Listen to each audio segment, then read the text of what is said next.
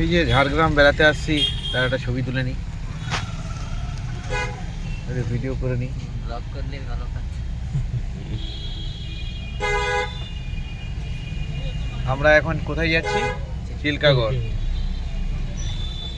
তো ওখানে ডুলুং নদী আছে, আমরা দেখব। কনক দুর্গা মন্দির, আমরা সবাই মিলে ঘুরতে বেড়ালাম।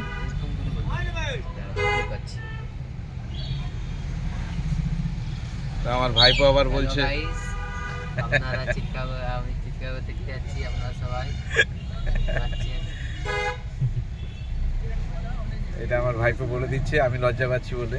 যাই হোক, যে কেউ একজন বললেই হবে।